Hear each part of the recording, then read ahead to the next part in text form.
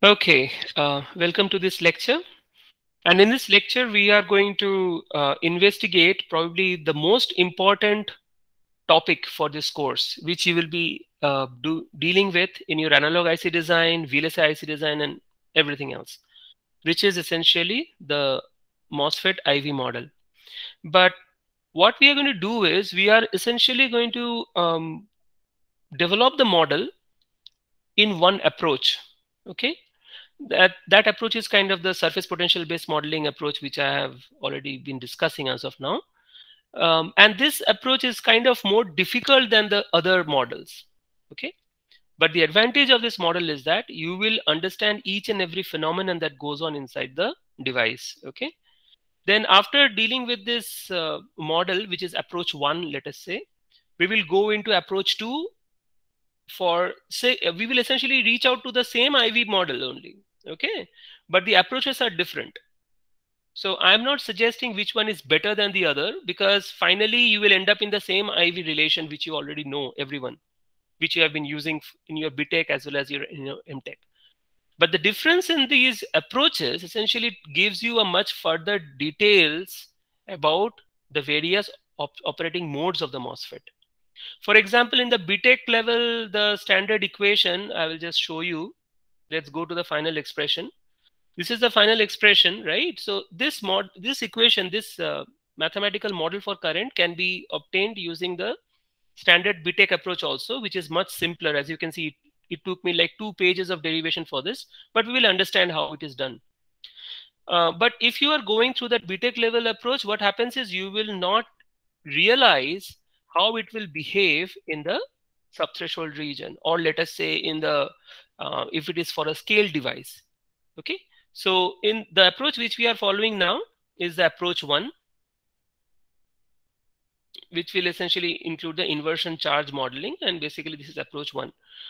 And after this we will essentially look into an easier approach. And then we will also go for the third approach. We will essentially learn 3 different ways by which you can model the MOSFETs. The reason why I'm emphasizing so much about the MOSFET, you all know, MOSFET is driving the electronics today. Okay, so before we begin with the MOSFETs, so I will just finish off with the last topic of the previous lecture, which was about the 2T MOS, right? So this is again a 2T MOS phenomenon, 3T MOS phenomenon concerning the body effect. Remember, just recall whatever we have done in our previous lecture. So what we are going to do here is that we are essentially dealing with the threshold voltage, and we have essentially figured out that in a 3T MOS structure, we have got the VSB as a component of the surface potential. Remember that in a 2T MOS, for example, I have shown here for a better recapitulation. In a 2T MOS structure, that means 2-terminal, gate and the body. Okay. In a typical MOS capacitor, which is essentially only for low frequency or DC. Okay, na? So in this 2T MOS structure, we know that we will be having this situation in which the surface potential has to be greater than or equal to, I'm not putting the equal to sign here, because if it is equal to, you remember, then again the silicon charge will still be 0, right? So I'm putting here greater than for all practical purposes. So phi s has to be greater than 2 phi f for 2T MOS. In a 3T MOS, because of this, not the source region, but the source terminal and this body bias VSB, okay, we are essentially going to have 2 phi f plus VSB. Later on, we will understand that when we are getting into the 4T MOS, we will essentially include the influence of the VDS onto the channel, which is essentially VX. Okay, we will revisit this after a while. So in the 3T MOS, we have seen that phi s has to be greater than 2 phi f plus VSB. So in the limiting case, what is the minimum VGS you can get when surface potential is exactly equal to 2 phi f plus VSB? देखो, अगर आपने VGB को और ज़्यादा बढ़ा दिया, VGS को भी ज़्यादा बढ़ा दिया, तो क्या होगा? It is going to be greater than 2 phi f plus VSB. Perfect. but which is the minimum VGB necessary to invert the channel? It will be equal to 25F plus VSB, है ना? So that minimum VGB or minimum VGS necessary to invert the channel is VT, है ना? इसलिए यहाँ पर 25F plus VSB लिखे हैं. So if I replace this by, let us say, VGS, then it will be how much? This will not be 25F plus VSB. It is going to be greater than this 25F plus VSB. ठीक है?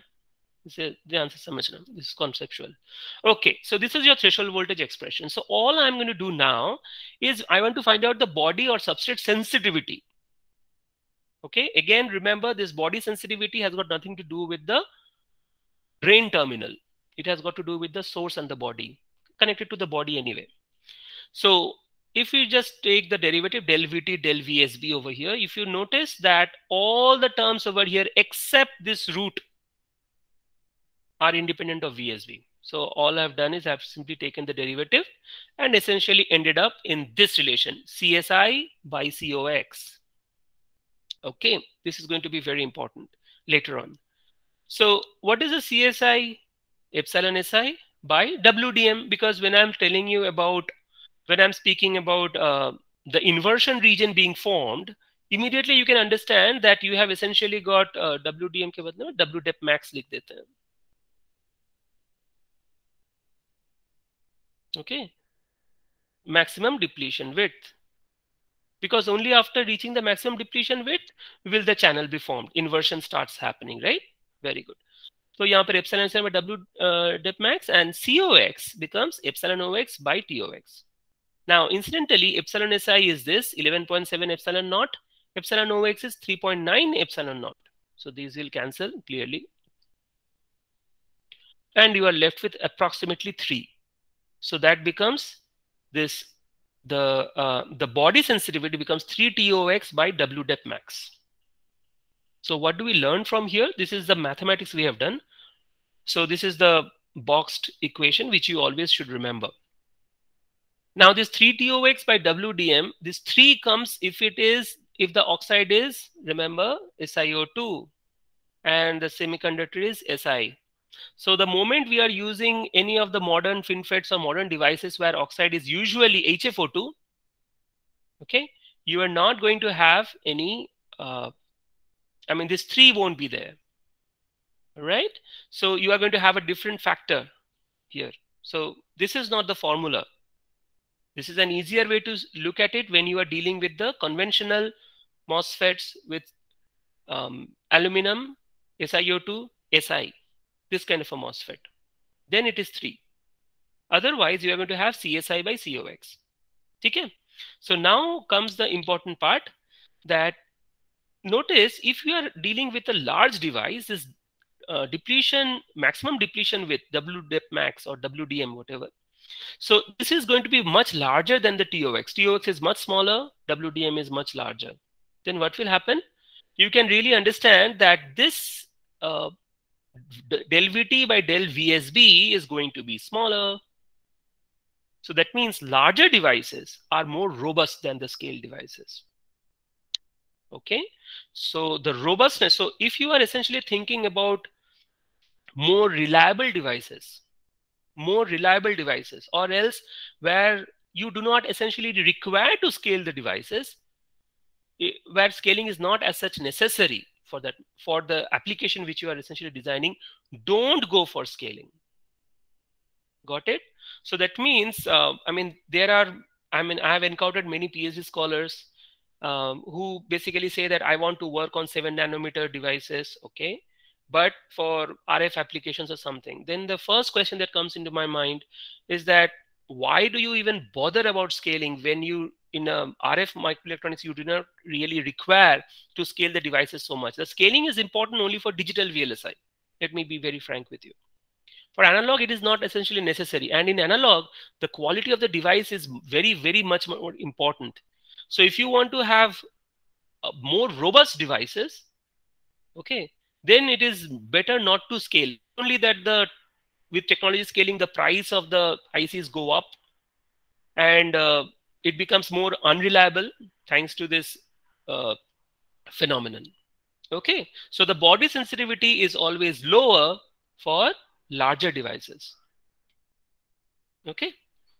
Now we come to, so that was the first topic today.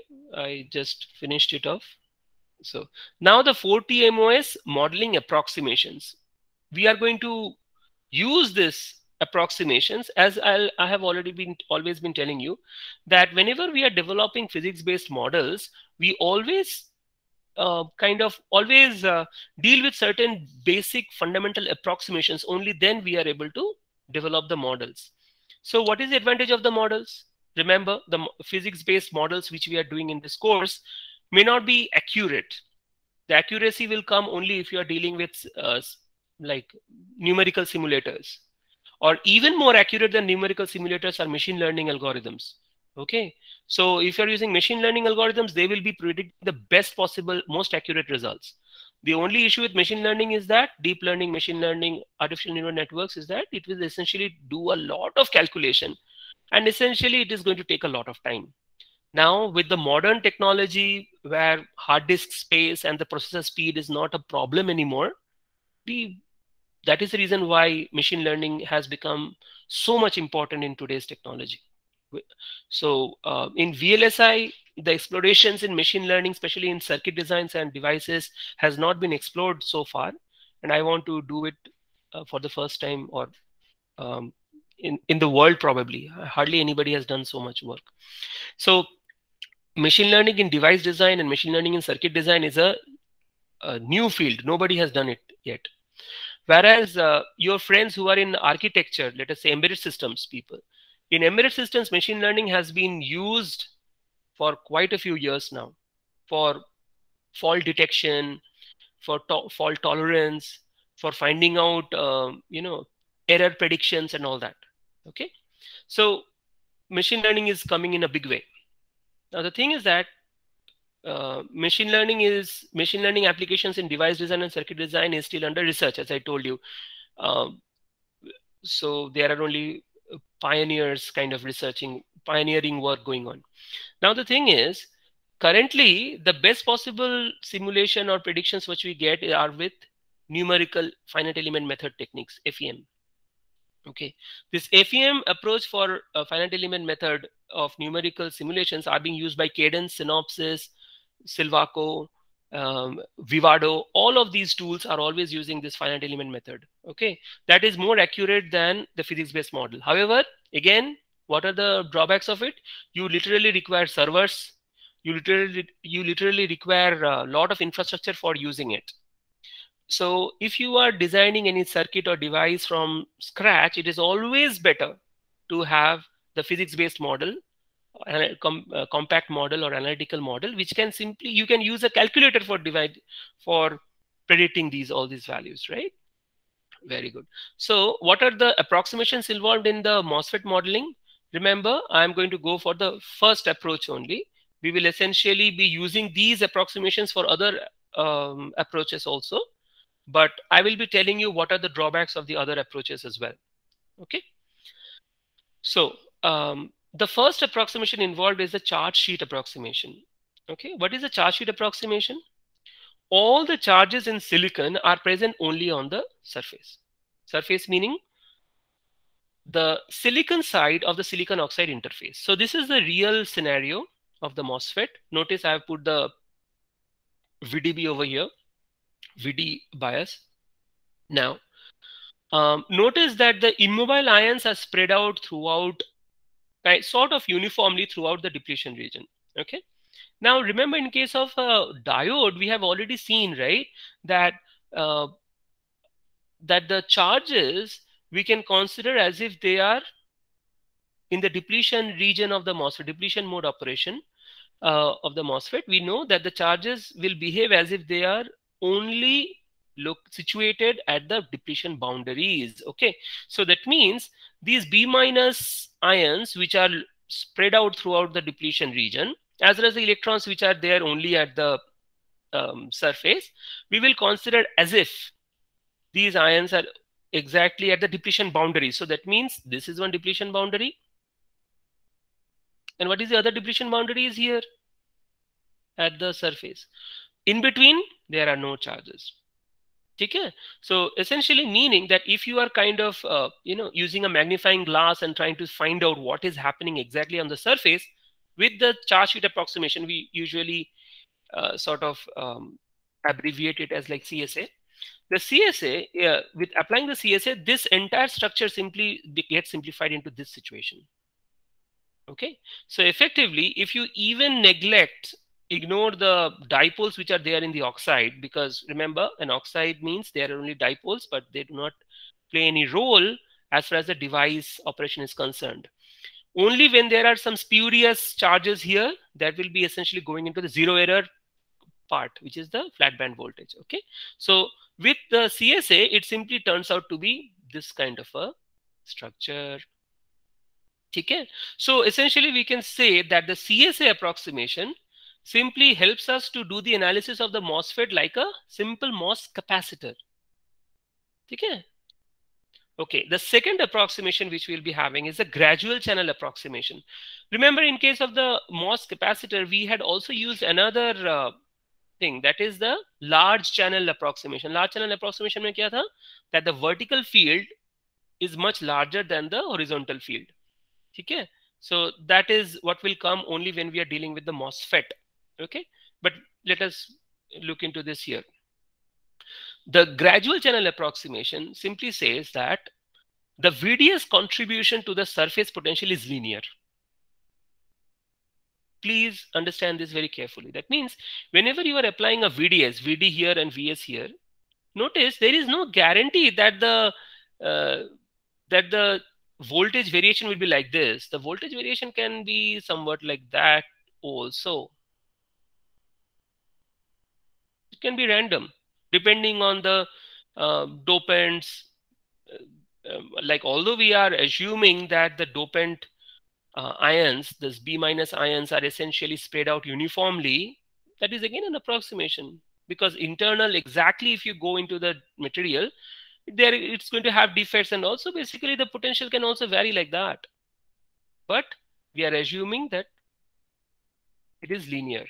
So that means, what does it mean? That the Vx, capital V, as a function of x is proportional to x. It's not x square or some e to the power x or anything. Okay. And what is this Vx? Vx is the contribution of the VDS along the channel. Okay, as I have illustrated here. This Vx is the additional part, which is a contribution because of the lateral field, because of the VDS. So if you're applying a VDS voltage, so what was the drawback of the 3T MOS? As I have always been telling you, we will go from one stage to another. 2T MOS, what was the problem? It was only limited to the low frequency and DC. Low frequency means less than 100 Hertz, which is like nothing. Now, if you have to go for higher frequencies, you need to add the source region. Now, if you want to have a better control on the surface potential, you need to have the source terminal. Okay. So what is the drawback of the source terminal? You will essentially be having the body effect. Okay. So now, what is the problem with the 3T MOS? You will never have any current because you do not have, I mean, the electrons do not have any reason to move from one end to the other. So you need to have a drain which will collect the electrons and essentially give you the current. Okay. So that is why that is the problem with the 3T MOS kind of. Clearly, it's essentially still a gated diode maybe, because here is a diode. This is P, this is P, this is P. This is a diode N plus P, and you have added a gate. Or else this is basically a MOS capacitor with the additional source region. So in either way, you are essentially going to end up in a high frequency MOSFET. Okay. So we will later on see, probably it was done in your VLSI design, how to convert a MOSFET into a MOS capacitor, how to convert a MOSFET into a diode, and all those things. We will look into it later. Probably you already know that. So because it turns out that whenever we are designing an IC, it is always cheaper and more advantageous to make all the devices using the MOSFET alone. So whenever we require a diode, we will basically make the appropriate connections of the terminals. Whenever we require a capacitor, we will make appropriate connections. ठीक है. So first of all, you can understand that if we want to, from the very very common sense kind of perspective, अगर हमें इस MOSFET को diode बनाना है, capacitor बनाना है, then please understand that there should not be any lateral field. So how can you do it? VDS should be 0. So अगर VDS should be 0, what we shall do is we will simply short circuit the source and the drain terminals. That's all. Okay, so we will short circuit the source, gate, and the drain terminals all together. It will basically start behaving like a MOS capacitor. But not the 2T MOS, but 3T MOS, because remember, when we are short circuiting the source, gate, and the drain terminals together, what will happen?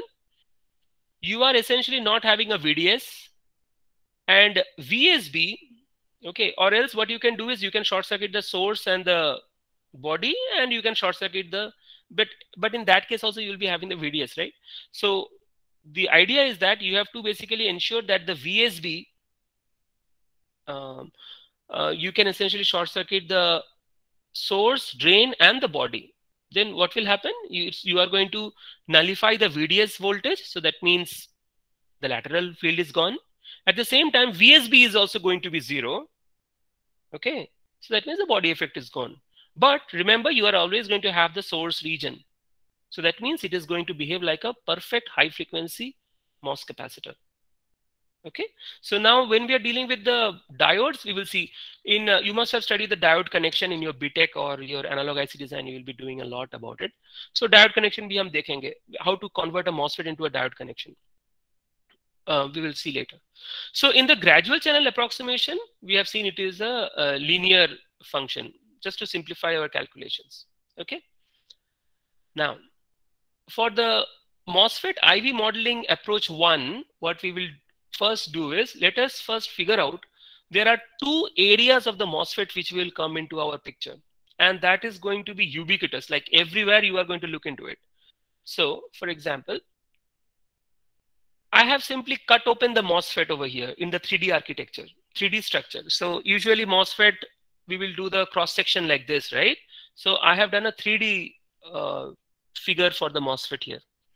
So here what I have done is I have cut open the oxide region, and then what we observe is that if this is the width of the transistor and this is capital L is the effective channel length.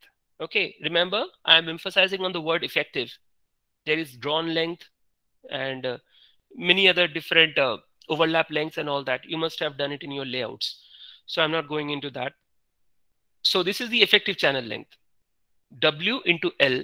So if you look from the layout view, that means the top view. So here is your eye, looking from there. So if you are looking from upwards, what you notice is this is the top view of the gate terminal. Okay. So that will, what will be the area? W into L. So this is also, I mean, I am calling it as a layout view. So whenever you are making a layout of the ICs, you are essentially doing the top view, correct? So area to calculate the capacitances is given by W into L. Okay. Now, the area to calculate the current, okay, is given by the cross-sectional area of the channel. Okay. So that means this is W, all right. What is the kind of, what should I say, the thickness of the channel thickness, or the thickness of the inversion layer, that we will call it as Y inversion. Now, this is a very dicey thing, because remember that it's practically impossible to find out the Y inversion. Why? Because the channel happens to be like a surface channel. Okay? So the Y inversion can be only 1 or 2 nanometers thick. It is impossible to find out the exact value of it. But we will get this in our relations. But what we will do is we will try to model it in such a way that it will not involve this Y inversion. That means the thickness of the channel part. By the way, I guess you still remember that Y is along the depth of the channel, X is along the surface of the channel. Okay? Let me draw it here. So this is your Y, this is your X. Okay. Fine. So there are two areas. So the area which you need to bother about for calculating the currents is the channel cross section here. The area which you need to get concerned about for calculating the capacitance is the layout view area on the top. Okay? So later on, when we will be modeling the capacitance of the MOSFET, then we will essentially get bothered about this W into L, right? So as of now, since we are dealing with the IV relation, okay, so here is the other way of looking into the area. Okay, this is a cross-sectional view, this is the top view. So when we are dealing with the IV modeling, that is approach 1. Okay, there are other approaches which we will do the modeling from different approaches. So what we shall do is we will simply take the case of the drift. Drift क्यों हो रहा है? Drift because of the lateral field, that is the Fx over here. So if it is a drift, then basically ID will be equal to, what is the Jn? Jn is the electron, the current density due to the electrons, and then it has to be multiplied by the area because this is the current density. That means current per unit area. इसको हमें area से multiply करना है. कौन सा area से multiply करेंगे? Clearly, the cross-sectional area of the channel. जो हमने यहाँ पर the W into 0 to Y inversion dy. I am not directly writing Y inversion because the Y inversion will essentially vary along the channel. So इसीलिए हमें 0 to Y inversion करना था. Okay, but W remains constant throughout the channel region. Okay, so I have put W outside, 0 to Y inversion layer thickness or channel thickness, whatever you can call it. So Jn dy. So what is the expression for the Jn?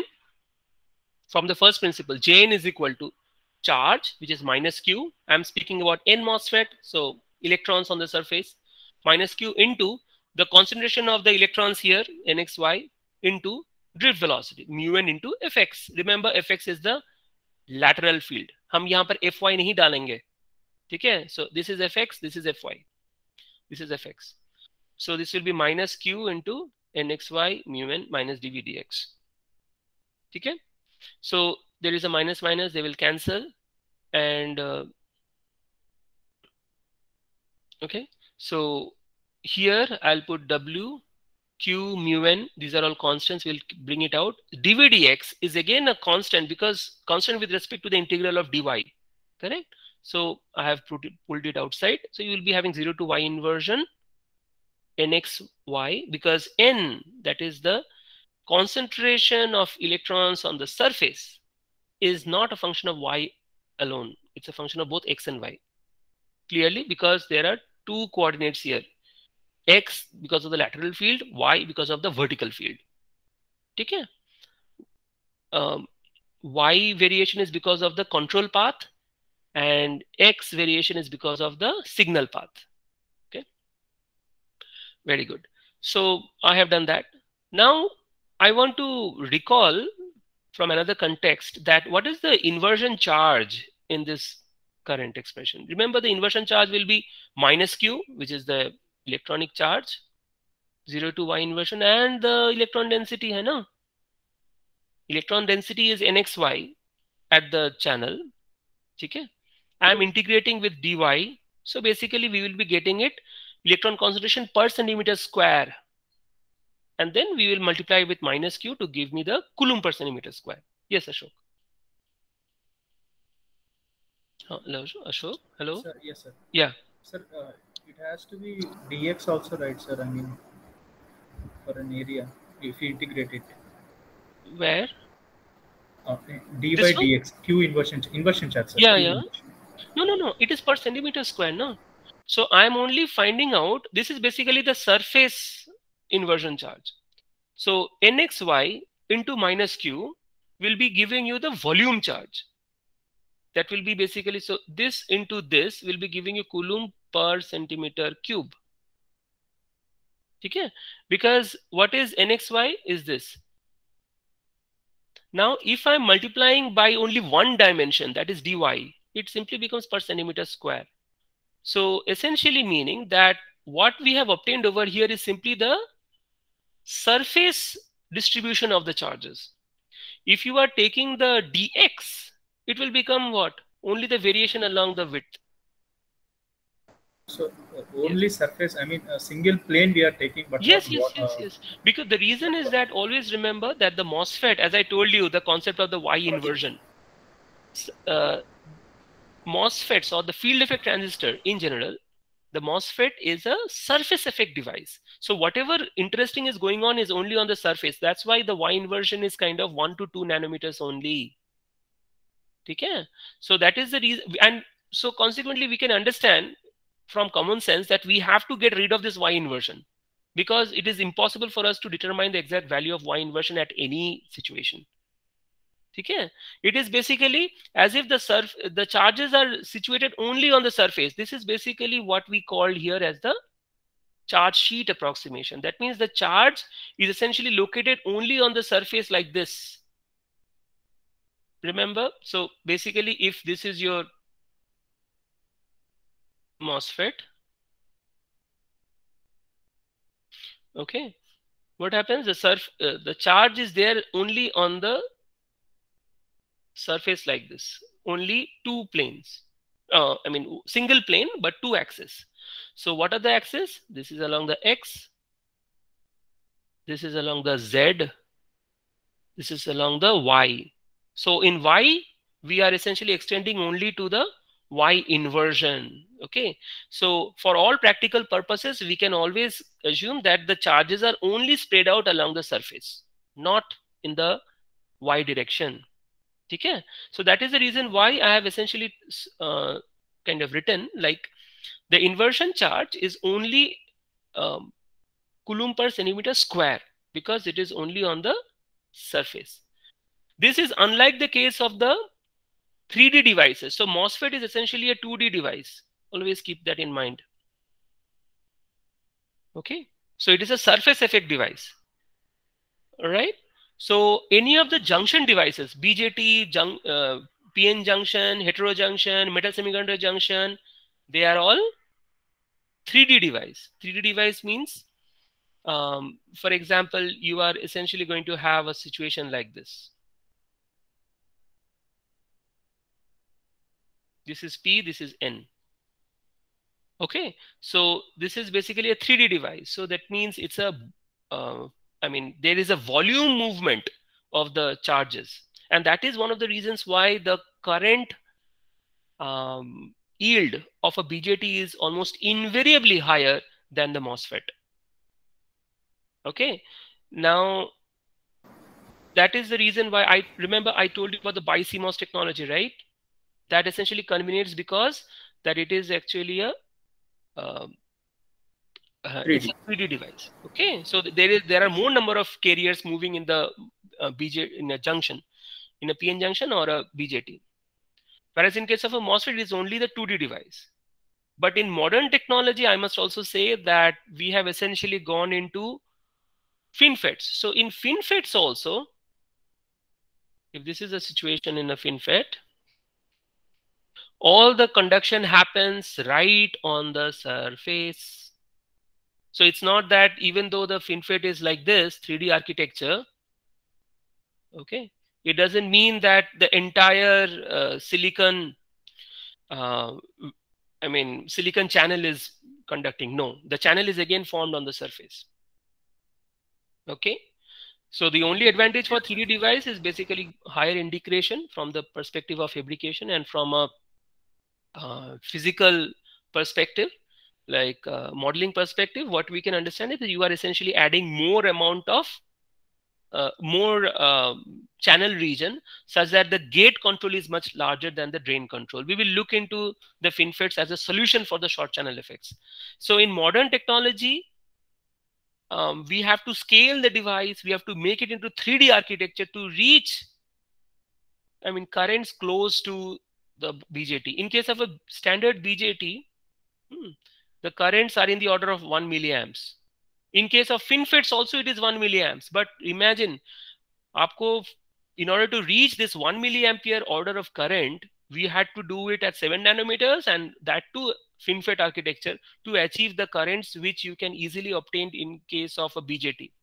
Okay, so this is the scenario. So it's you have to do आपको बहुत ज़्यादा कसरत करना है in case of a MOSFET to achieve the same amount of current. Otherwise, if you are thinking about the standard MOSFETs, they are usually in the order of microamps. Okay, so let us say hundreds of microamps, let us say. That is the standard order of currents in the MOSFETs, in microelectronic MOSFETs. Okay. Right. Yes, sir. Clear, Yeah. sir. Yeah, very good. Very good. Now, let's come over here. So where were we? Yeah. So I have simply plugged in this Jn here, and we have got, we are essentially taking into the Q inversion in Coulomb per centimeter square. That means it is simply the charge sheet. Okay. So we can also write here, this is the charge sheet. Charge sheet in the channel, okay, under the gate stack basically.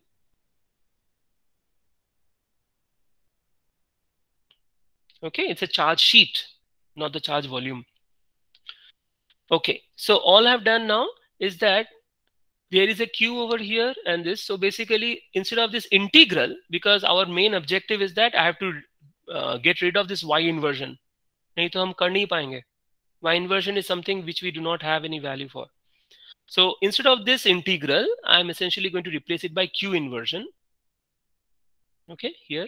So it will become Q inversion by minus Q divided by minus Q. So you are essentially getting a minus here, and this is the relation which we got. Now we can clearly understand that the whole problem of this modeling essentially boils down to only one thing.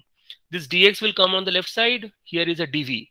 So we are, with this changing from the nxy dy integral into q inversion into dv integral, is that now we can bring into the picture of this dv variation. Remember, what is this v?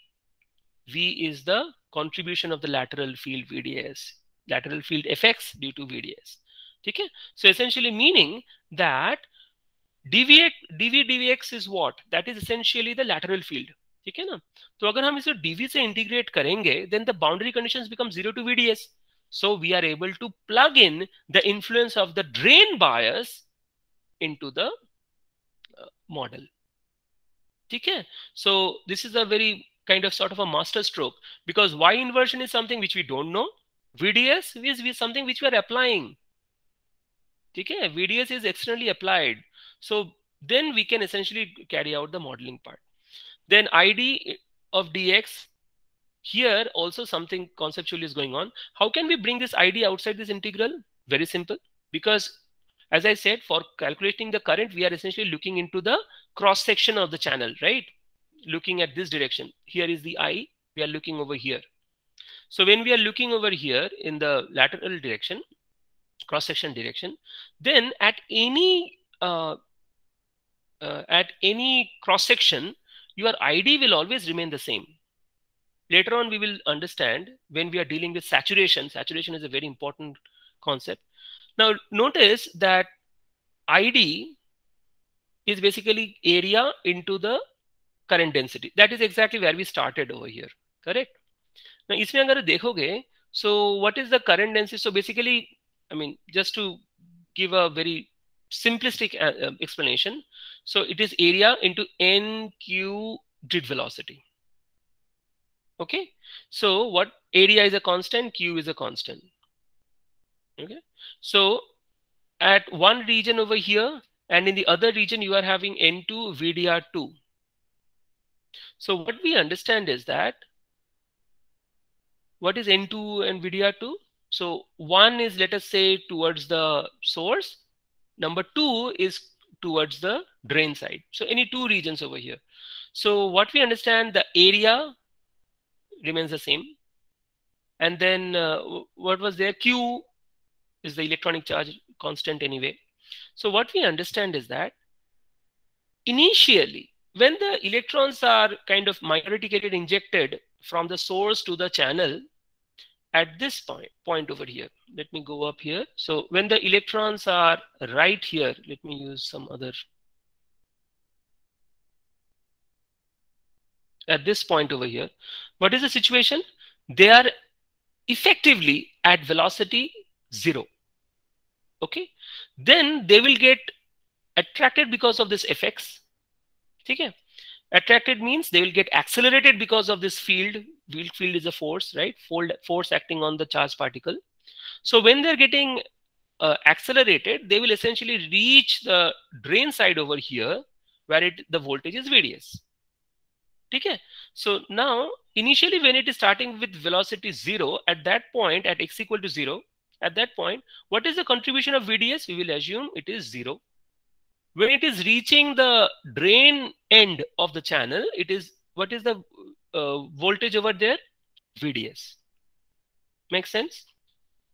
So the electrons are getting attracted because of this fx, that is the lateral field. Okay, so what we understand from here is that as it is getting attracted, accelerated, what will increase from here? If N2 is towards the drain side, what we understand is that drift velocity will go on increasing. So the number of carriers along the drain side will keep on decreasing. Whereas when the electrons were just injected into the channel on the source side, VDS is approximately equal to 0. So that means VDR1 is very, very low, but the number of free carriers will be very large because it is very much close to the source, right? So this is larger. So essentially meaning that this product of number of carriers multiplied by the velocity of the carriers is constant. So essentially, what does it imply? It implies that the current throughout the channel remains the same. There is also another way of explaining this. What is that explanation? It means that we are assuming that there are no loss of carriers over here, but that is not an assumption. That has to be, because carriers jahan jayega kahan? Yahan par to depletion region hai na?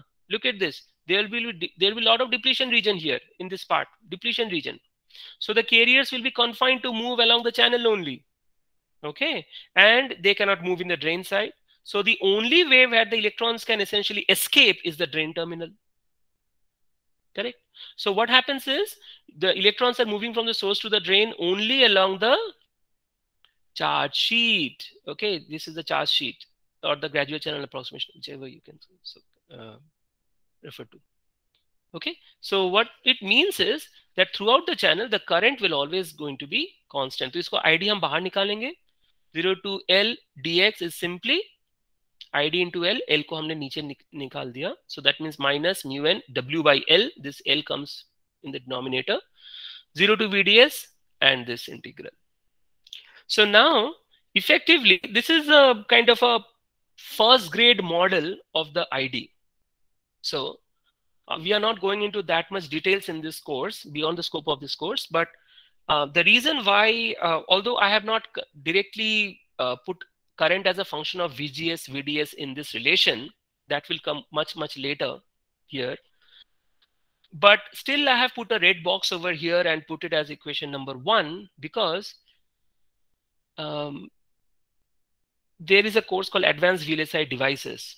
Okay, so that is not so much relevant for your placement, so we don't offer it anymore. But when I used to take that course at one point of time in IIT Kharagpur, I used to take a similar course like that. In BITS also, I did it for the first mid-sem, for the first batch of MTech. But that is not much relevant with the job, with the jobs which you will end up after your MTech over here. So that is the reason why I discontinued that course and I started the Advanced VLSI Design, which is way, way, way more important for your placements rather than the Advanced VLSI Devices. Anyway, but in Advanced VLSI Devices, we used to work on this relation in which all Synopsys tools, TCAD in general. So if you're using Synopsys TCAD or Silvaco TCAD or Cogenterware, whichever. So all the device simulators which we encounter in industrial levels device simulators, they will always use this equation as the master equation, and they will calculate the Q inversion part based on the device architecture. Okay, that Q inversion is essentially obtained using the finite element method, which I told you. So that is much more accurate. However, this relation remains the same. So this happens to be the master equation for calculating the current in synopsis, cadence, and all that. Okay? But the approach which we are going to take here is that instead of finding out the finite element method for this integral of the Q inversion, which is way more accurate, of course, what we will do is we will essentially use the physics-based approach based on the potential balance and charge balance, which we have already seen. Okay, from there we will try to model the Q inversion. So that's why I have called here Q inversion charge modeling. That means we are trying to model this integral, and then it is just a multiplication of minus mu n w by L for that particular integral. Okay, it's very, very clear to everyone. But I repeat, synopsis, cadence, and all these simulators do not use this relation. Okay, what they use is this. So if you are, I was in the R&D team of Synopsys in Zurich. So if you ever end up in the R&D of cadence or Synopsys and all, then you have to essentially work on this, not the final one. Okay, so this is something which I am telling you now. This is approach 1, as I have mentioned. In approach 2, we are going to have a Q inversion model from a different approach. Other than that, this equation remains the same. Okay. All right. I'll just begin this way and we will finish it off in the lab class today. Notice that the inversion charge modeling में हमें अभी इसको देखना है, Q inversion को. Now, remember the potential balance equation where we had discussed about how this VGB voltage is distributed throughout the device, right? So VGB is going to be VFB plus VOX plus surface potential phi S. So this is the drop in the silicon. This is the drop in the oxide.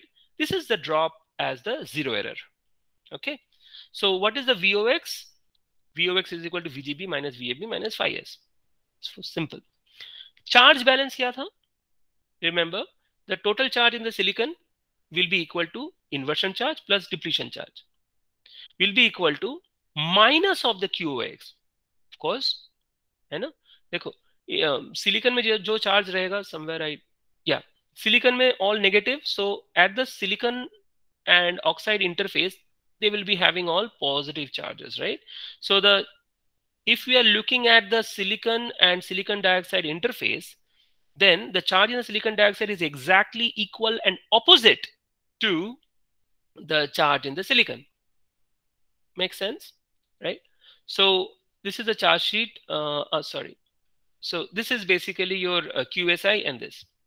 So इसलिए मैंने यहाँ पर minus QOX लिखा है. Minus QOX will be oxide capacitance multiplied by the potential drop in the oxide. So minus QX into VGB minus VFB minus phi S from there.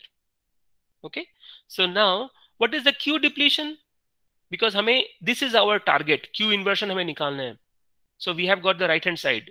So Q depletion is simply minus QNA minus, of course, because it is N MOSFET, and the depletion will be because of negatively charged acceptor ions, right? So minus QNA into the maximum depletion width. Maximum depletion width we have already seen 2 epsilon Si phi S by QNA.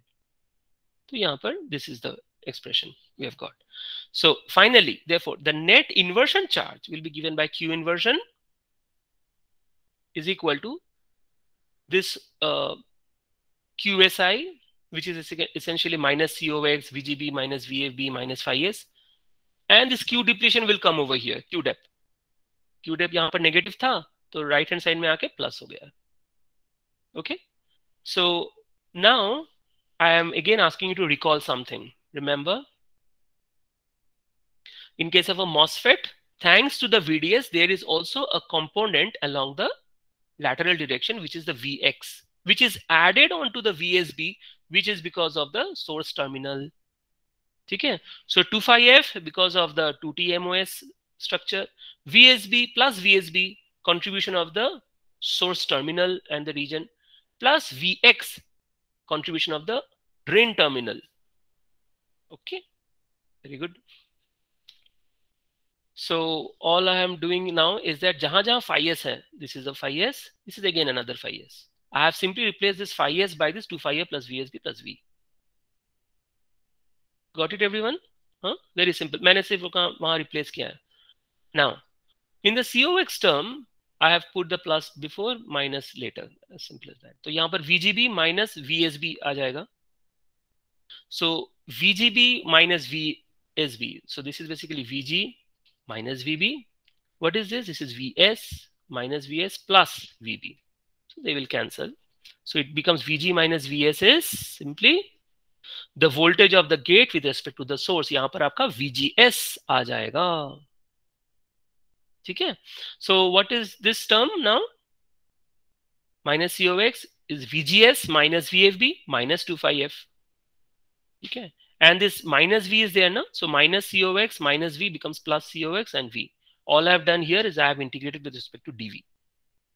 So this, and over here, all the constant terms I have kept it outside the integral, and you are left with 1 plus V by 2 phi F plus VSB to the power half dV. Okay, very simple. Now it's just pure mathematics. Okay, engineering math or even higher secondary math plus 2 math. So let this whole thing be U. So this derivation you won't find anywhere. Like I did it just like that. So U is equal to this whole thing. So du is equal to dv by this whole factor. So vu. This is basically integration by substitution of variables. Very simple. So how does it look into? Turn into this particular factor here. Here, if you notice, there is only one dv, so 0 to vds, and here it is v dv, so v square by 2, so vds square by 2. Okay. Here it's slightly more complicated, and you are essentially going to end up in this relation: 1 plus vds by 2 phi a plus vsb whole to the power 3 by 2 minus 1 because of this. Okay. And then what we are going to do is notice that this VDS is going to be small with respect to 2 phi f plus VSB. So what we are going to do is we are going to take first two terms and ignore the rest. So that is, you can call it Taylor's expansion, but otherwise you can also do it Bernoulli's expansion also. So Bernoulli's theorem, you remember? Okay. So it's basically the power series. So if you are doing a power series expansion, you are essentially going to get this. You can also get the same relation using Taylor series. So usually in the textbooks, people will always say, or everybody says that it's Taylor's expansion. This is also simply power series expansion as well. So power series expansion में क्या हुआ करता था? N by 1 factorial, n into n minus 1 by 2 factorial. The other one will be n into n minus 1 into n minus 2 by 3 factorial into, this will be x squared, this will be x cubed, this will be x. Make sense? Remember? This one essentially is going to be 1. 1 essentially comes from this. This is basically, this is 1, right? So 1 plus this and all. What we are doing over here, what is this n? N is 3 by 2. So this is 3 by 2. 1 plus 3 by 2 by 1 factorial. X is VDS by 2 phi f plus VSB plus n into n minus 1. N is 3 by 2, 3 by 2 minus 1 here. Okay, I'm just doing a power series expansion. By 2 factorial is 2. And this x is how much? VDS by 2 phi f plus VSB. This whole factor square. Other terms, this one, x is cube and all these terms, I'm ignoring. Okay. So your 1 will cancel out. Okay. Then notice something interesting. I can simply snatch out 3 by 2 and VDS by 2 phi f plus VSB outside this third bracket. I have brought it outside. You are left with only 1 plus 3 by 2 minus 1. That is 1 by 2. That is 1 by 4 into VDS by 2 phi f plus VSB. One of this factor, there is power of 2, right? That has come outside. Now, thankfully, 2 cancels, 3 cancels, 2 5 plus VSB cancels. You are left with only VDS outside.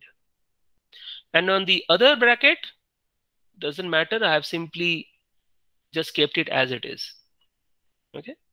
Then you are finally coming into this relation here. Now, what I'm going to do is, notice that there is a VDS term. Here is a VDS term. Here is a 2 VDS, I mean this VDS square term, this is a VDS square term. All I am going to do is just combine the VDS wala term and the VDS square wala term together. So you are left with VGS minus VFB minus 25F, and then this is the minus COX, right? Here COX was not there, so I'm going to just copy this whole factor here divided by COX with a minus, because यहाँ पर plus था, यहाँ पर minus है. Okay? Don't make these mistakes. Many of you make this plus minus mistakes in the exams. All right. So here for the other part, VDS square wala part, मैंने यहाँ पर क्या किया है? Minus and minus, so it becomes plus COX by 2. You are left with VDS square. So VDS square outside the third bracket plus यहाँ पर देखो ध्यान से, this VDS square is outside. This whole factor is in the numerator. Denominator में 4 25F plus VSB था, तो 4 में से एक 2 तो बाहर चला गया, ठीक है, because I am making COX by 2 common, so यहाँ पर एक 2 निकल गया, तो this is 1 2 over here. And then this first factor did not have COX, so if I am taking COX outside, there will be a COX in the denominator as well. Okay, then you can cancel them. Finally, what happens is you are left with this part. All I have done is I have taken QNA outside and COX. So this is one. The other part over here, I have taken epsilon SI outside and COX anyway was outside anyway. So within the root, it becomes like this. Now, interestingly, this factor and this factor are nothing but other than the WDEP max, maximum depletion width. Correct? If it is a maximum depletion width, then what is the advantage? I will simply replace this equation, these factors, the red circles, by WDEP max, WDEP max. Now notice that epsilon SI by WDEP max, remember there was one epsilon SI right here. The epsilon SI by WDEP max is nothing but the CSI, silicon capacitance. And over here, what is this? QNA WDEP max? QDEP max by COX. Now notice we have essentially reached into a nice, familiar one, VFB plus 25A plus QDEP max by COX. That is nothing other than the VT, correct? And over here, if you notice that CSI by COX, what was that? That was the body sensitivity. That was the first topic which we did today. CSI by COX was the body sensitivity. So essentially meaning that this factor which we reached out finally, 1 plus CSI by COX, is also called as the body effect parameter, because there is one of course, but it is essentially related to the body effect. Okay, so small m is related to the body sensitivity of the device. It has got huge implications for the scale devices. We will look into it in the next class. So यहाँ पर इस factor को हम small m लिखते हैं, and this one I'll write VT. So you are left with minus COX VGS minus VT into VDS. यहाँ पर minus COX रखे थे ना, तो यहाँ पर तो plus COX है, so it becomes minus here, small m, this whole factor third bracket is small m here, 1 plus CSI by COX, m by 2 VDS square. Okay, अच्छा ये हमने क्या निकाले हैं? That is essentially this integral. ठीक है, 0 to VDS Q inversion dV. So what is over here? ID का जो relation था, equation number 1, remember that original sort of master equation which we had? Okay, so that was essentially minus mu n W by L, this integral. अब integral का तो value निकल गया है through the inversion charge modeling. So I will just plug this here. So this is minus COX. I have just copied it over here. And then this minus minus cancels. You will get mu n COX W by L VGS minus VT whole square. Minus VGS minus VT, and this is the relation which you all know. Okay, so this is approach 1. What are the advantage over here? Because we are specifically concentrating on the Q inversion part over here. Okay, in the next class we will essentially look into um, the implications of small m and also some other approaches if we have any. Okay. Later on, what you will notice is that um, with this approach, you can essentially model subthreshold conduction also. Okay. We will look into that as we go along. So that's all for today. Thank you so much. So if you have any questions,